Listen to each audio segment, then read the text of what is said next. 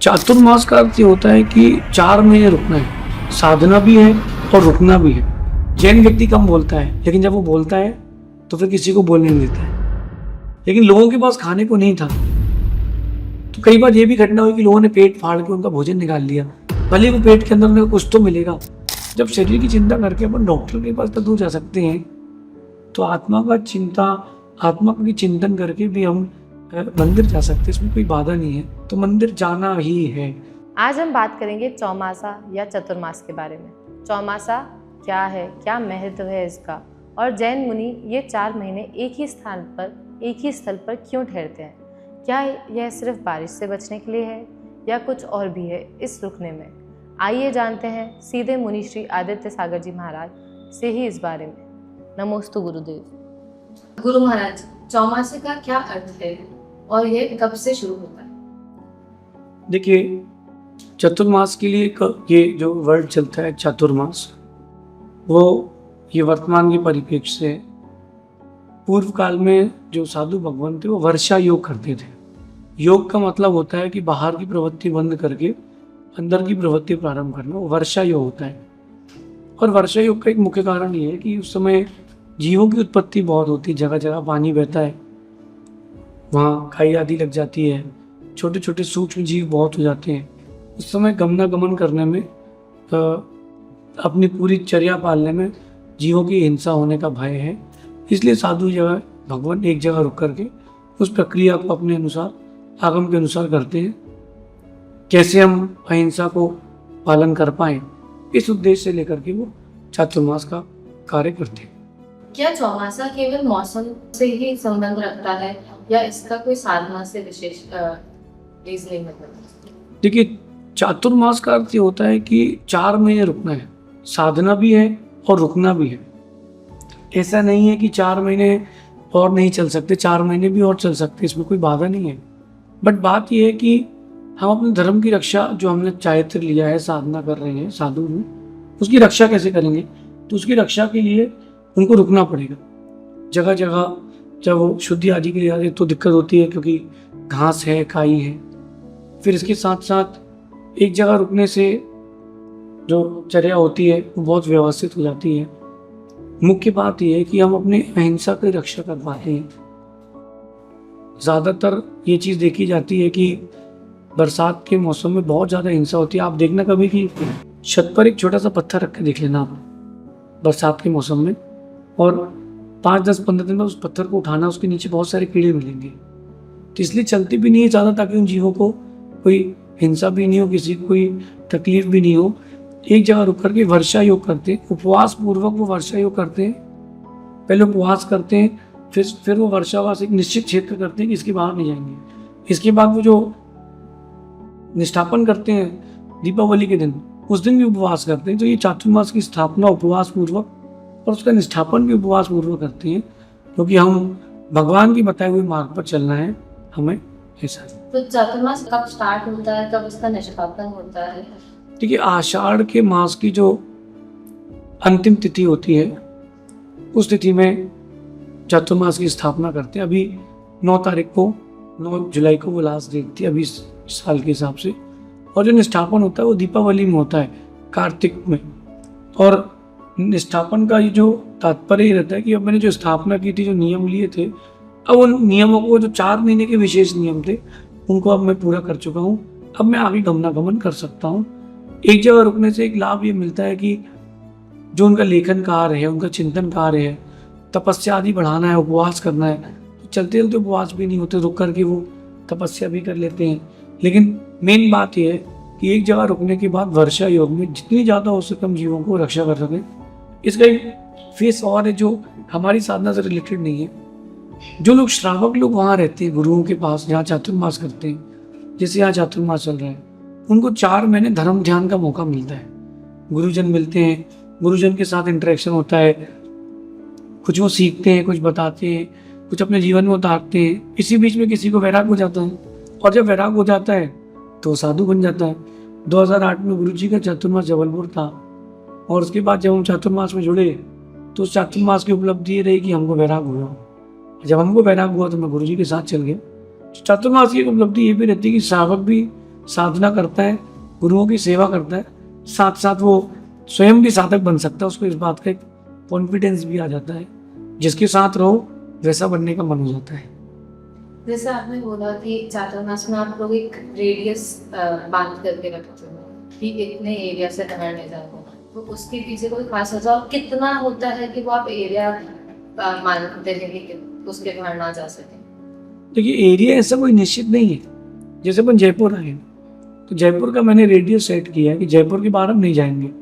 लेकिन कभी कोई आपातकालीन अवस्था आती है या महामारी फैल जाती है या फिर बाढ़ वगैरह आ जाती है, तो आसपास के 10-20 किलोमीटर में जो गाँव हैं वहाँ जाकर के अपनी साधना कर सकते हैं। बेसिकली चातुर्मास इसलिए ताकि अपनी साधना शांति से कर पाए। तो जो ऐसा रेडियस रहता है गांव का, कितना रेडियस है, क्योंकि उस गांव की सीमा बनती है। इस गांव से दूसरे गांव, इस शहर से दूसरे शहर जाने में गाड़ियां बहुत चलेंगी, हम पैदल चलेंगे तो जीवों की हिंसा होगी, इसलिए वो शहर की टेरिटरी को बांध लेते हैं। ऐसा है। इस समय में मुनियों की साधना या दिनचर्या में कोई बदलाव आता है, कुछ खास आप लोग इसमें इंक्रीज होती है वो जीवन? देखिए, चातुर्मास में क्या होता है कि मौसम थोड़ा फेवरेबल रहता है। अधिक ठंड में उपवास नहीं कर पाते, अधिक गर्मी में उपवास नहीं कर पाते। ये जो भी वातावरण चलता है, ये जो चातुर्मास का, ये समशीतोष्ण रहता है, ना बहुत ठंडी ना बहुत गर्मी। तो इस समय क्या होता है कि उपवास आदि कर पाते हैं। बड़े बड़े उपवास करना, किसी को 1, 2, किसी को 5, किसी को 10, किसी को 30, किसी को 40, किसी को 48। तो ये उपवास के लिए एक जगह रुके रह के उपवास हो जाते हैं। लेकिन साथ साथ जो शुद्ध की विशेष आराधना करना है, इतने सारे ग्रंथों को साथ में लेकर के जाना इम्पॉसिबल सा है कि हम एक अलमीरा भर के ग्रंथ ले जाए साथ में। तो यहाँ रुक करके शुद्ध का भी अध्ययन हो जाता है। आचार्य भगवान कहते हैं कि साधु कार्यम तपाश्रुते, साधु के 2 काम है, तपस्या करे, शुद्ध में लीन रहे, और दोनों ही काम हमारे चातुर्मास में हमको ये नीड्स फुलफिल हो जाती है। आम श्रद्धालुओं के लिए चौमासा या चतुर्मास जो होता है उसका क्या महत्व होता है और उनको किस तरीके से, क्या नियमों के साथ में उसका पालन करना चाहिए? देखिए, 4 महीने श्रावक को जो चातुर्मास के रहते हैं, कम से कम 2 महीने तो उसको कहीं नहीं जाना चाहिए। 2 महीने अपने नगर में रहे। इसके अलावा जमीन कंध है, रात्रि भोजन है, बाजार का भोजन है, इन सब के त्याग की ओर जाना चाहिए और कुछ ग्रहण करने की ओर, यानी कुछ व्रतों को ग्रहण करे कि इन 4 महीनों में भी कुछ स्पेशल एक्टिविटीज़ करूँगा। मैं 4 महीने विधान करूँगा, पूजा करूँगा। अगर मुनिराज नगर में है तो 4 महीने व्यापार पर थोड़ा कम ध्यान देकर धर्म ध्यान करूँगा। कहते हैं कि 12 में से 4 गए, कितने बचेंगे? 8। लेकिन चौमासे के लिए कहते हैं कि 12 में से 4 गए तो 0। कि अगर किसान ने 4 महीने, इस 4 महीने अगर काम नहीं किया तो वो 8 महीने कुछ खा नहीं पाएगा। ऐसे ही साधु हैं और श्रावक है, उनके लिए कहना है कि 12 में से 4 गए। अगर आपने श्रावक से कहना है कि अगर आपने 4 महीने चातुर्मास के आनंद नहीं लिया या सेवा करके धर्म ध्यान नहीं किया तो पूरे 12 महीने बर्बाद। इसलिए 12 में से 4 गए तो 0। आज के समय में जब जीवन बहुत व्यस्त है, क्या युवा भी चौमासा के नियमों से जुड़ सकते हैं? वो किस तरीके से इसको फॉलो कर सकते हैं? देखिए, ज़रूरी नहीं है कि अपन बड़े बड़े नियम लें। मैं कहता हूँ कि बड़े बड़े नियमों को छोटे छोटे रूप में ले लें। जैसे किसी से रात्रि भोजन नहीं छूटता है, कोई बात नहीं, 8 बजे का, 7 बजे का एक नियम ले लें कि इसके बाद नहीं खाऊंगा।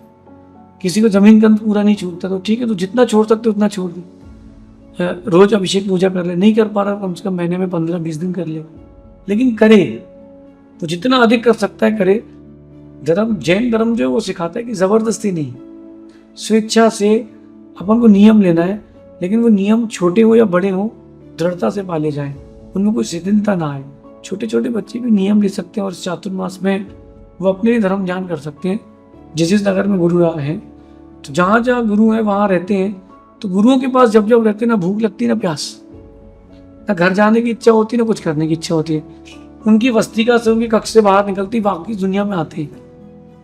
तो जैसे कोई 3D फिल्म पहले चलती थी या आजकल वो मूवीज देखते हैं चश्मा लगा के, हाँ, तो वो क्या होता है कि जब उसके अंदर जाते तो वो वहीं रहते हैं, उनको बाहर दुनिया से कोई मतलब नहीं। वैसे जब गुरुओं के पास आते हैं उनको बाहर की दुनिया से कोई मतलब नहीं। उन्हीं में से कोई ना कोई अपने आप को दृढ़ करके आगे वैराग को धारण करता है, और यही संतति चलती आ रही है। पर जैसे कल मैं आपकी सुबह सुबह सामायिक के समय वहाँ पर थी और एक लेडी थी, उन्होंने आपसे पूछा भी था कि जो लोग बाहर रहते हैं, जो जैसे जयपुर में आप लोग हैं, लोग महाराज वहाँ तो मिल जाता है। हम लोग जैसे मैं मुंबई में हूँ या कोई बैंगलोर में है या कोई इंडिया से ही बाहर है, तो वहाँ पे ऐसे मुनि महाराज नहीं होते हैं, या फिर वहाँ डेली मंदिर भी नहीं जा सकते। मेरे घर के 30-30, 40-40 किलोमीटर दूर मंदिर है, तो वो लोग नियम का या चौमासी का कैसे पालन करें? देखिए, पहली बात तो मैं बोलूँगा कि जहाँ चाह है वहाँ रहा है। अगर डॉक्टर आज आपको अपॉइंटमेंट देता है कि आपको 22 तारीख को, 25 तारीख को, 1 तारीख को इतने बजे आना है, आप सब काम छोड़ करके 4 घंटे पहले पहुँचते हो। शरीर की चिंता है, मर नहीं जाऊँ, कुछ हो नहीं जाए। जब शरीर की चिंता करके अपन डॉक्टर के पास तो दूर जा सकते हैं, तो आत्मा की चिंतन करके भी हम मंदिर जा सकते हैं, इसमें कोई बाधा नहीं है। मेरा मानना है कि जिसको मंदिर दूर लगता है उसके लिए नरक पास है। लेकिन कोई विदेश में अथवा ऐसी जगह कि वहाँ मंदिर ही नहीं है, मैं वही 40-40 किलोमीटर दूर मंदिर होते हैं। मैं मानता हूँ कि 40 किलोमीटर कोई बड़ी बात नहीं है, मन बनाने की बात है। फिर भी किसी का अगर वहाँ दूर है, मंदिर दूर है, तो उस दिन कोई चीज़ का त्याग करके वो मंदिर जा सकता है। और गुरु नहीं है वहाँ पर उसके पास, वो चौमासा उसको अमेरिका करना है, बैंकॉक में है अभी वो, अपने बिजनेस के लिए, अपनी जॉब के लिए, कोई बात नहीं। अब वहाँ रह के जो नियम पाल सकते हैं वो पाल लें। इसके साथ साथ अपने आप को दुनिया की, बाहरी दुनिया थोड़ा सा रिजर्व कर लें। रही बात देव दर्शन की, कुछ चीज़ों के लिए कोई उपाय नहीं, उनका वो करना ही पड़ेगा। कुछ चीज़ों के लिए आप उसको निगलेक्ट नहीं कर सकते। भूख लगती तो रोटी खाते ही, प्यास लगती पानी पीते ही। तो अगर आप चाहते हैं कि हमारा भविष्य उज्जवल रहे, हम धर्मात्मा है, तो मंदिर जाना ही है। उसके लिए कोई छूट नहीं है। छूट हम निकाल लेते हैं, लेकिन जहाँ कुछ व्यवस्था ही नहीं, गुरुओं के दर्शन ही नहीं मिलते, वहाँ कम से कम स्मृति रूप कर ले। अगर कोई विदेश जाता है तो मैं कहता हूँ कि भगवान के चरण चिन्ह ले जाए, कम से कम वहाँ जाकर के चरण चिन्हों की वंदना कर लेंगे। समित शिखर जी के पर्वत पर अपन को मूर्ति तो मिलती नहीं है, लेकिन वहाँ जो चरण चिन्ह मिलते हैं उनसे अपन अपना आनंद को ले सकते हैं। तो आज हमने जाना चतुर्मास या चौमासे के बारे में, और ये 4 महीने में मुनिवर एक ही स्थान पर क्यों ठहरते हैं और इसकी इम्पोर्टेंस क्या है। आगे जानने के लिए आप सभी जैन ज्ञान यात्रा में जुड़े रहिए, शेयर कीजिए, समझिए और इस ज्ञान को आगे बढ़ाइए। नमोस्तु गुरुदेव।